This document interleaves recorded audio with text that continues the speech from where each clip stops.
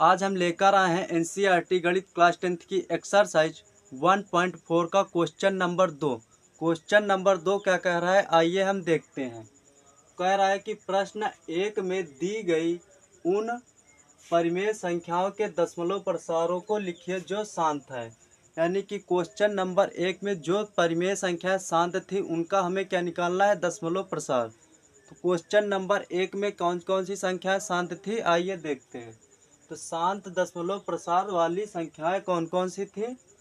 13/3125, 17/8, 15/1600, 23/2 और 5/2, 6/15, 35/50।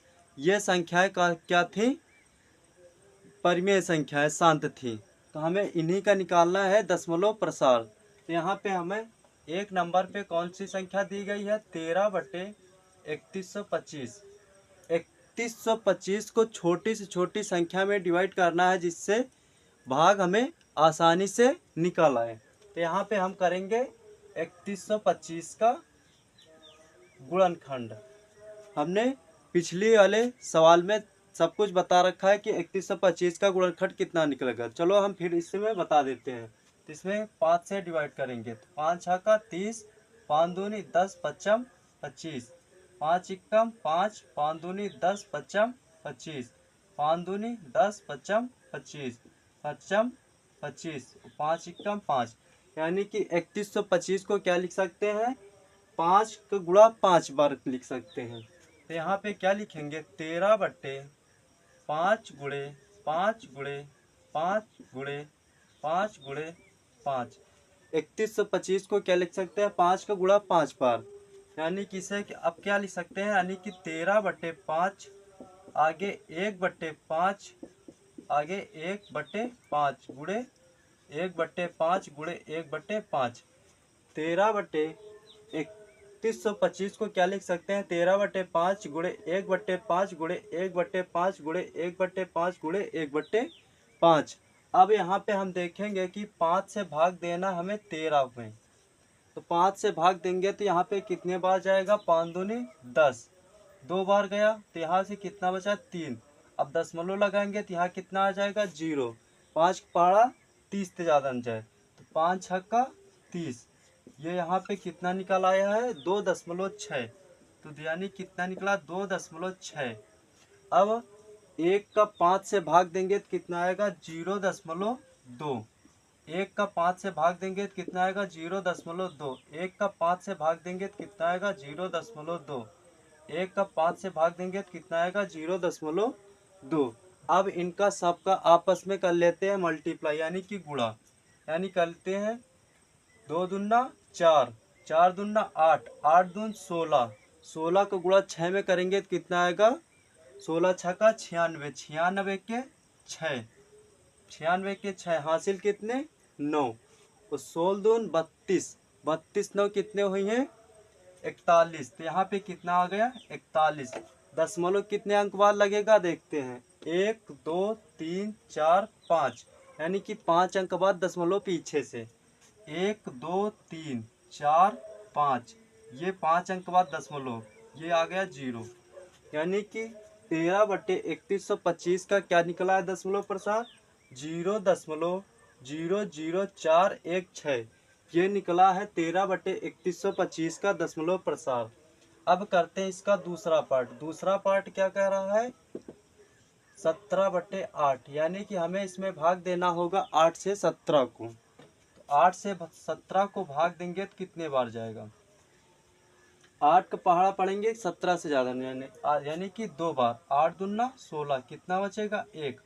अब यहाँ पे दशमलव लगाएंगे तो यहाँ पे क्या आ जाएगा? 0। अब 8 हिक्कम 8, 10 में 8 घटाएंगे तो कितना आ जाएगा? 2। अब यहाँ पे 0 लगा सकते हैं क्योंकि एक बार हमने दशमलव लगा चुका है। तो यहाँ पे कितना आएगा? 8 दूना 16। अब यहाँ पे 20 में 16 घटाएंगे तो कितना आएगा? 4। अब यहाँ पे 0। अब 8 5 40, यानी कि यहाँ पे कितना निकल आया है? 8 5 40। यानी कि 17/8 का दशमलव प्रसार कितना निकला है? 2.125। ये निकला है हमारा 17/8 का दशमलव प्रसार। अब हम करते हैं तीसरा पार्ट। तीसरा पार्ट क्या कह रहा है, 15/1600। 15/1600। अब इसे हमें तोड़ना होगा छोटी से छोटी संख्या में, जिसका हम भाग आसानी से निकाल सकें। तो यहाँ से क्या निकालेंगे, यानी कि 15/1600। 1600 को क्या लिखेंगे, 16 × 10 × 10, यानी कि इनका आपस में गुणा करेंगे तो कितना आ जाएगा, 1600। अब इन्हें कैसे लिख सकते हैं देखते हैं, यानी कि 15/16 × 1/10 × 1/10 इस रूप में लिख सकते हैं। अब 15 में 16 से भाग देंगे तो 16 से भाग देंगे तो कितना आएगा, 15 में, यानी कि कितने बार नहीं जाएगा तो यहाँ पे कितना आएगा, दशमलव, तो यहाँ पे कितना आ जाएगा, 0। अब यहाँ पे 16 9 144, यानी कि 150 में 144 घटाएंगे तो कितना आएगा, 6, यहाँ पे 0। अब कितने बार जाएगा, 16 48, 16 48, यहाँ पे कितना बचेगा, 12। अब यहाँ पे 0, 16 5 80, 16 छक्का 96, 16 सत्ती 112, कितने बार जाएगा, 7 बार, 16 सत्ती 112, यहाँ से कितना बचेगा, 8, यहाँ पे कितना आ जाएगा, 0। अब कई बार जाएगा, 16 5 80, यहाँ पे यानी कि 15/16 का दशमलव प्रसार कितना निकला है, 0.9375, और 1/10 का दशमलव प्रसार कितना निकलेगा, 0.1, इसका कितना निकलेगा, 0.1। अब इनका गुणा कर लेते हैं तो कितना आ जाएगा, 9375। दशमलव कितने अंक बाद लगेगा देखते हैं, 1 2 3 4 5 6, यानी कि पीछे से 6 अंक बाद, 1 2 3 4 5 6, 6 अंक बाद दशमलव, दशमलव के आगे 1 0, यानी कि 15/1600 का दशमलव प्रसार क्या निकला है, 0.009375। ये हो गया हमारा तीसरा पार्ट कंप्लीट। चौथा पार्ट क्या कह रहा है, चौथा पार्ट हवे 23/2 के पावर 3 और 5 के पावर 2। तो हमें ऐसी संख्या में इसे तोड़ना है जिसका भाग हम आसानी से निकाल सकें। तो यहाँ पे क्या लिखेंगे, ये हो गया हमारा, ये दूसरा पार्ट था, तो ये हो गया तीसरा पार्ट। अब निकालना है हमें चौथा पार्ट। तो चौथा पार्ट को क्या लिखेंगे, 23/2 के पावर 2 और 5 के पावर 2, और यहाँ पे 1 यानी कि 2 के पावर 3 था, तो 1 2 हमने बाहर कर लिया, बचा कितना, 2 के पावर 2।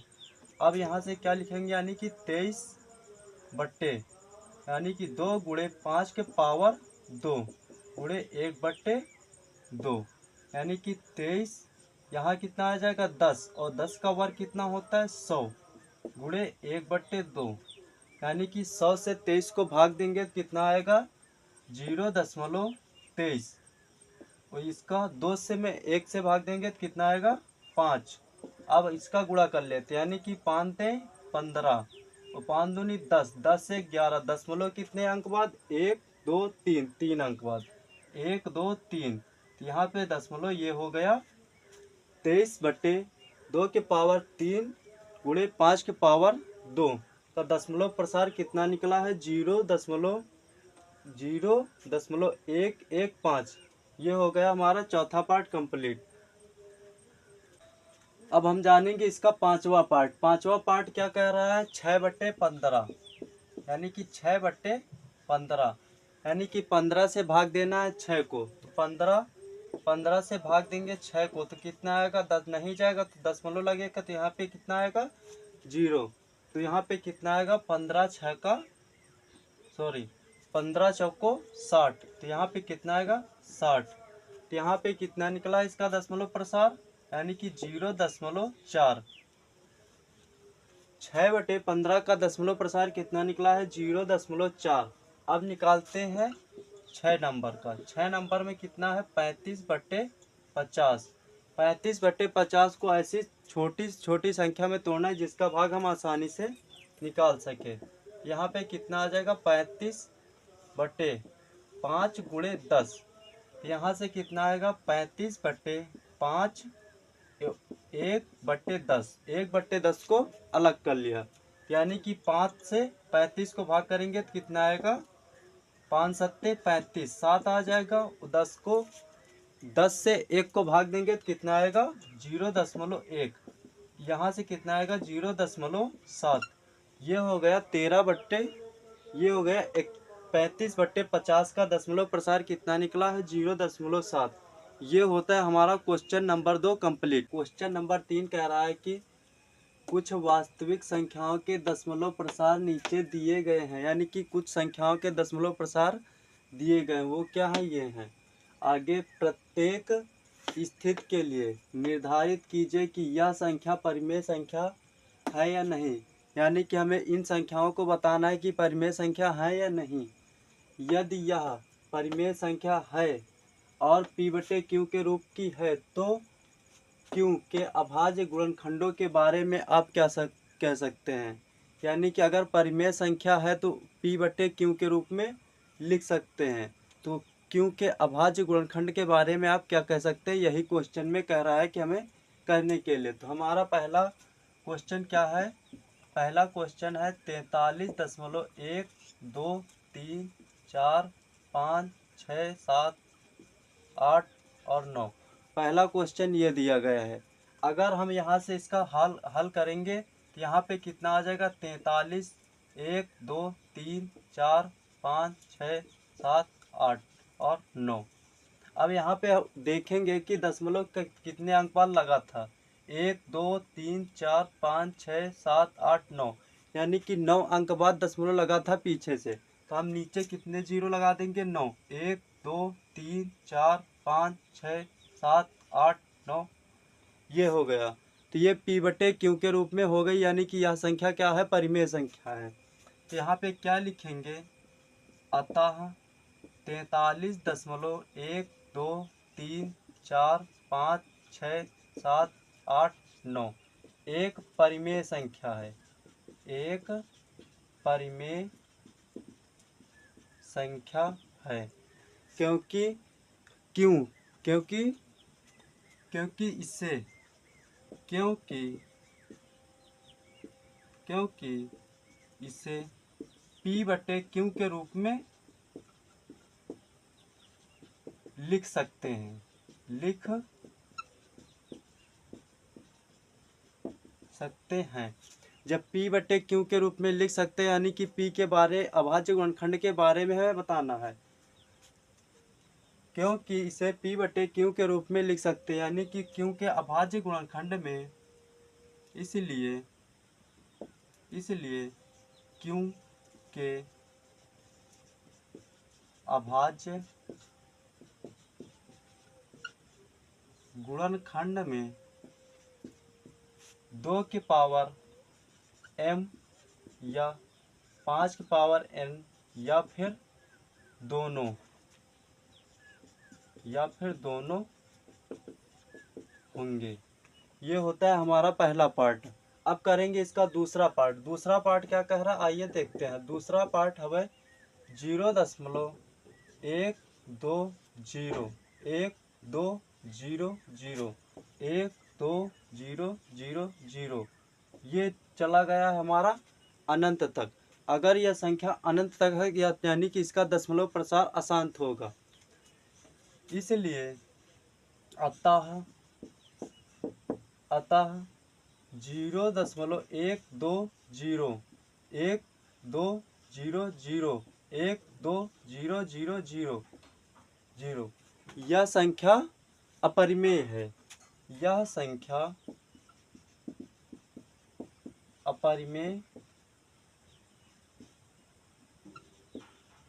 अपरिमेय है, क्योंकि इसका दशमलव प्रसार अशांत है। क्योंकि इसका दशमलव प्रसार अशांत है। ये होता है हमारा दूसरा पार्ट कंप्लीट। अब हम करेंगे इसका तीसरा पार्ट। तीसरा पार्ट क्या कह रहा है, तीसरा पार्ट हमारा कह रहा है कि 43.1, 2, 3, 4 5 6 7 8 और 9। इसके ऊपर क्या लगा है? बार। इस रेखा को क्या कहते हैं? बार कहते हैं। यानी कि यह संख्या परिमेय संख्या है या नहीं? तो यह संख्या क्या होगी? परिमेय संख्या होगी। तो यहाँ पे क्या लिखेंगे? अतः 43.123456789 ऊपर बार। अतः परिमेय संख्या होगी, परिमेय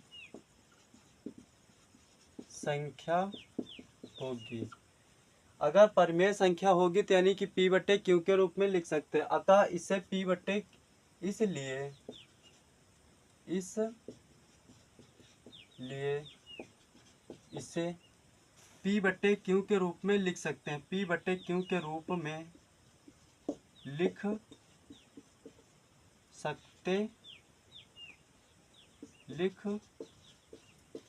सकते हैं।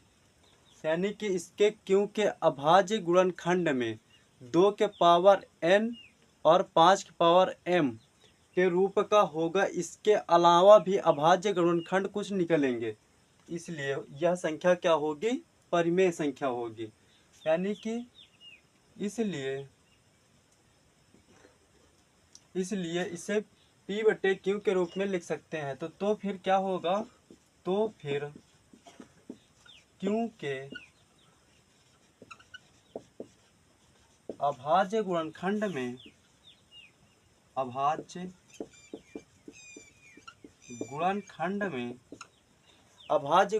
में यानी कि 2 के पावर m या फिर 5 के पावर n के अलावा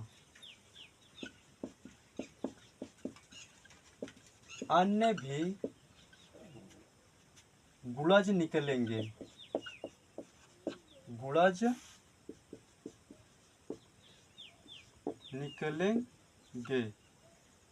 ये होता है हमारा तीसरा पार्ट कंप्लीट। तीसरा पार्ट में क्या कह रहा था? 43.123456789।